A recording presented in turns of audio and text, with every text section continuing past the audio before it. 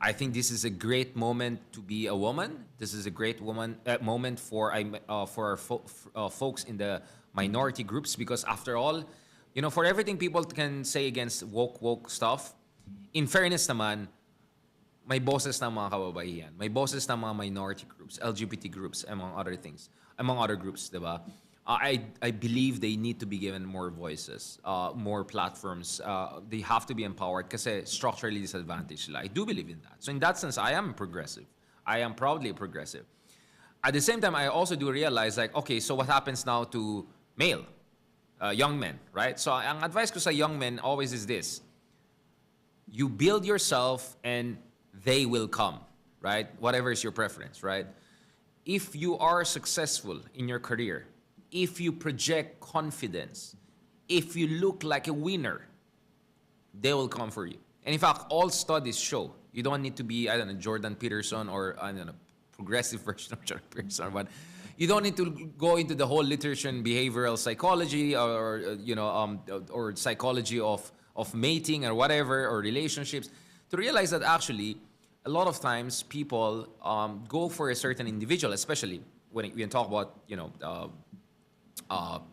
heterosexual male. It's not only about what you are right now, but what you represent. Kung ang tingin sa'yo, this guy could be the next president of the Philippines, or this guy could be the next CEO, or this guy could be the next this and that, people are willing to invest their life in you. And people are willing to love you despite your imperfections now because they can see your trajectory down the road. Kaya parati kong sinasabi, build yourself and they will come. And of course, as you get older, in my case, mid-30s already, you should have already built some foundations to make yourself,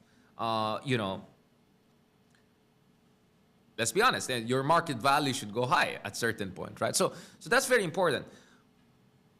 But more recently, I also had a couple of posts about career advice. And career advice, I think, is very important because part of building yourself is having a proper understanding of how to grow as a professional, right? My beef with that whole Andrew Tate, whatever stuff, and is that these people, scammy people, I'll just be honest about it, these scammy people, I know Trump loves them and is putting pressure on the Romanian government to whatever, but the reason why those types of macho men or whatever make it is because they supposedly teach you the tricks of the trade, shortcuts. I'll tell you what, guys, true success, walang shortcut dyan. You have to work very, very hard. You have to have strong foundations. You have to do your study. You have to get the good diploma. You have to go to the good school as much as you can. And if you don't make it to school, it's okay. At least you work hard and become reliable and make the right connections. But of course, you also have to have the X factor, vision, looking at the long term. But more than that, you have to have a survival instinct. And this is where the works of Nassim Taleb, the great Lebanese-American mathematician, has been a source of inspiration for me. So Nassim Taleb talks about, so dalawang concept sa kanya ay napakasikat. One is the notion of black swans, meaning low probability, high impact events. Like, for instance, you can say the global recession, Great Recession 2007 and 8. You can even say the invasion of Ukraine in 2022, right? These are black swans, events that are very improbable, but once they happen, they're extremely high impact. And then there are also so-called gray swans and gray rhinos, which are like not totally improbable, quite probable, and also very impactful, right? Nassim Taleb also talked about another very important concept, anti-fragility. Anti-fragility is different from the idea of resilience. Ay, naiya ko yung word ng resilience. Sa akin palagay yung resilience na yung word ng resilience, yan ang ginagamit ng mga trapos to essentially get themselves scot-free from their obligation of making sure matino yung ating city planning, matino yung urban planning, etc. Resilient naman mga Pinoy, okay lang. No. Let's not abuse resilience. Human beings by nature are built to survive against all odds, right? So for me, anti-fragility is a more appropriate concept because anti-fragility means not only do you survive adversity, you thrive on adversity. You grow out of setbacks and failures, right? Was it Edison, who said something like, I never fail. It's just that I discover 1,000 ways that don't work, right? So that having that kind of anti-fragile attitude and perspective and mindset is very, very important, especially in our age of disruption. So I gave a lecture about technology and powers. I talk about artificial intelligence, populism, and new Cold War. But there's the other side of this. This is about what kind of mindset you have to develop. And the mindset for me is anti-fragility. That's a very important concept. To be honest, I think we can come up with a better term than anti-fragility. I'm sure Nassim Taleb, who speaks like 7, 8 languages, thought very well about this terminology, but I'm sure I'll try to come up with a better term. But it's not just your typical resilience. It's about embracing disruption and thriving on that, right? So going back to this, I wrote something about career advice. And ang sinabi ko is,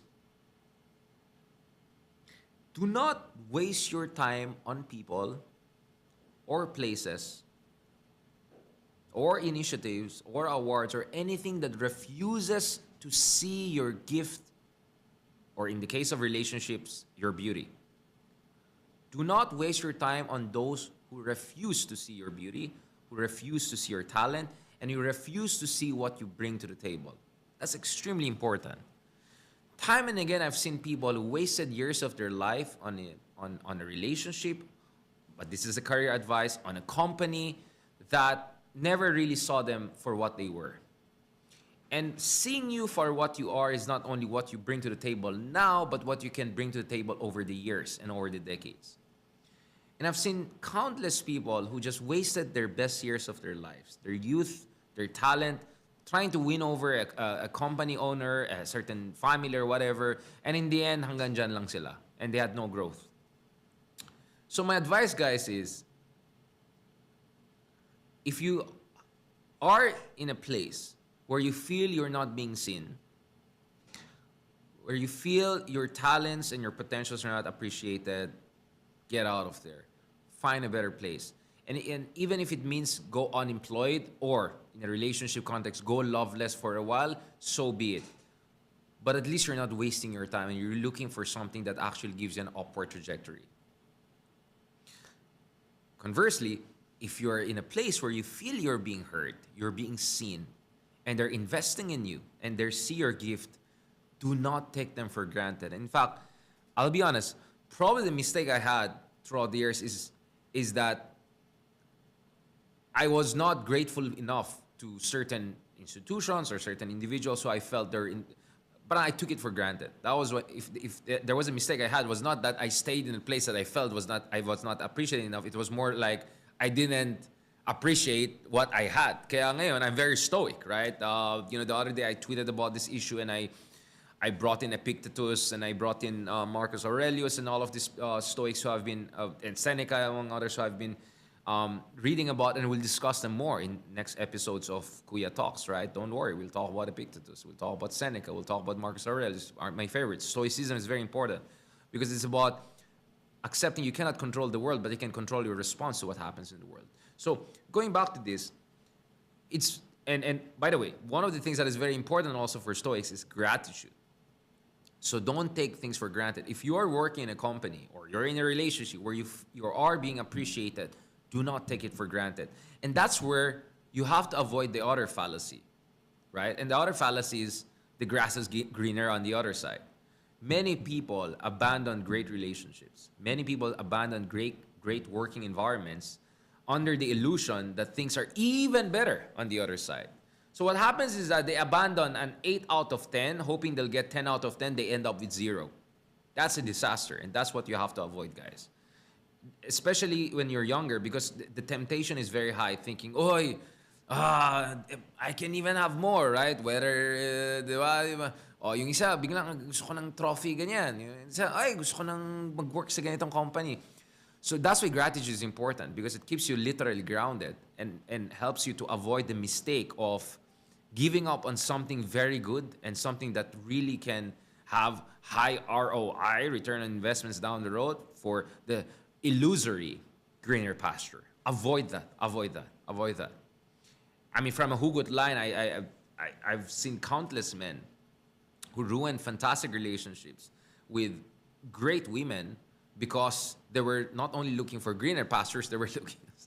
So the same thing applies to career. So in short, first, avoid wasting time on people who do not have time to see you for what you bring to the table.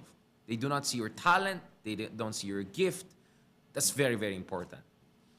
I think only once I made this mistake of realizing bulag tong mga tao na to, pero pinilit ko pa rin.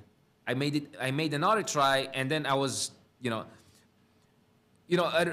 recent setback was really weird because I felt like I was a Formula 1 driver forcing myself to get into a Formula 3 racing competition. And I had a weird time justifying it. And then when I didn't get it, I forced it again, and it ended up even worse. So the lesson I learned is choose also your races, right? If you're a Lamborghini or Ferrari, or if you're a Formula 1, don't cheapen yourself. Wag mong patulan yung mga things that are not in your league, right? Wait for the right time and go for the right races. Go for the right Grand Prix. So even at this point in my life, I have made certain mistakes like that. But I'm so proud that in other cases, for instance, nag-apply ako sa somewhere more than 10 years ago, I thought, sure in na yan. Given yan. Kilala na akong ganyan. Next thing I know, walang ya. Biglang sabi nila, hindi na kailangan like imagine, kunyari, first, so di ba when you apply for a job, there are phases, right? Phase 1 is like they'll go through your documents, blah, blah, blah. And then phase 2 is interview. Walang ya. Alam mo ginawa itong mga taong to. I'll never forget that. Andun ako, naghihintay ako ng turn ko. After natapos yung isang candidate, biglang sabi ng isa, ay hindi na kailangan pumasok ka na. Parang what the heck? That was very unprofessional and disrespectful. And back then I was powerless. I was absolutely devastated. Kape nga ako. Patapos na tayo, guys, but don't worry. I was very devastated. And I was just like, I remember that day vividly. I can almost write it in literary novelist terms. I just went out and I was like just lost, totally lost. Like, what? They didn't even think I deserve an interview? I thought I was sure in, right? Grabe. Grabe talaga. And then like, I called my mom because I was lost, and my mom said like, never have just, like plan A. Always have plan B or C and D, because what if that plan A doesn't work? And then you're completely lost. And you're not going to be young forever, right? So make sure always plan B and C. And thank God, next thing I know, I didn't even go for it. It came for me, plan B and C and com. And the next thing I know, I ended up working in even better places.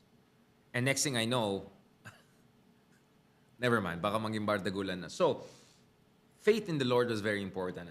Faith in myself was also important. And I'm very glad that I didn't force the case anymore. I didn't apply again, or I didn't try to go, because I realized these people were blind to my gift. These people were blind to what I could bring to the table. And I mean, I don't want to be mayabang about this, but just looking at my Google Scholar, forget about all other achievements I've had. You can combine all of their new recruits, put them together. It's not even 1/10 of my production as an academic and scholar. Oh, by the way, hindi ko sinasabi, this is an academic institution I'm talking about. Wala akong sinasabi. But you get what I'm saying? So one lesson I learned is that huwag mong pilitin. Kung bulag ang itong mga tao na to, if they're mediocre people who do not see you for what you are, do not waste your time on them. Right? The other thing I also learned, and this was over the years, was there are people there who are goody-goodies or try to be the goody-goodies. Pero yung pala, at the end of the day, tingin nila sila lang tama. And they'll take any criticism as like, oh, you criticize us, then you're not good. The other thing I realized also throughout the years is do not waste your time on self-righteous, sanctimonious, elitist fools. Never waste your time on those kind of people. These people are politically hopeless. These people are intellectually regressive. And these people are emotionally toxic. Avoid them at any cost. So this is now advice to people who enter my world, right? Political analysis, punditry. Now, do not waste your time. And do not fall for the goody-goody whatever stuff. Support candidates, support politicians who actually can get things done, and at the end of the day, have their heart in the right place in terms of our national interest. They may not be perfect, they may not be a 10 out of 10, but if they can get the Philippines from point A to point B, yun dapat ang focus natin, right? So, that was another wake-up call. And I realized, yeah, bakit ko pa pipilitin na trying to, whatever. And the next thing you know, once I tried to just go and on, despite getting bashed and trolled by all sides, next thing you know, everyone is looking for you. Again, you build and they will come. You build and they will come. So constantly focus on building your own capabilities, not just learning the tricks of the trade. Constantly work on networking on all, but don't desperately try to win over other people. Actually, the same principle applies to dating, right? Pag pinipilit mo sarili mo, you cheapen yourself, the less attractive you become. The same principle also applies in career. If you have a strong sense of yourself, if you're prolific and productive, again, hindi ako nagyabang, I've written probably 2,000 articles, whatever, and including for the leading publications around the world. And that did not come easy. My goodness, I worked. There was one draft op-ed I did for arguably #1 newspaper on earth. I did 5 drafts of that. By the 3rd draft, napaiyak na ako. Kasi, by the 3rd draft, biglang iba yung gusto ng editor ng international, iba yung gusto ng editor ng regional. But in the end, I had no regrets. You know why? I ended up on a single page with Bernie Sanders, 2 of us sharing the single page all together in the #1 newspaper in the world. So that was a painful experience, but I'm very, very proud of it.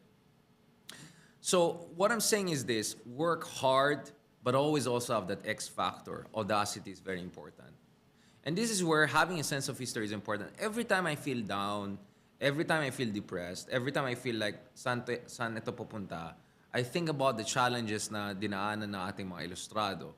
Imagine the time of Rizal. Imagine the time of those guys who were facing all sorts of discrimination, all sorts of racism. This is colonial era, but that never stopped them from pursuing greatness. And that never stopped them for fighting for a greater Philippines. And that is why now you have Rizal as one of your heroes in civilization. So next time, pag-usapan natin, Jose Rizal, let's talk about computer games. Medyo we're gonna be geeky in our Kuya Talks, and let's talk more about lifestyle. How to keep it fit and keep it strong. Maraming salamat for following us for this latest episode of really 360 degrees. We went from Okta survey and Pulsation survey and ended up with Civilizations game with Jose Rizal as one of our heroes. Maraming salamat and talk to you soon.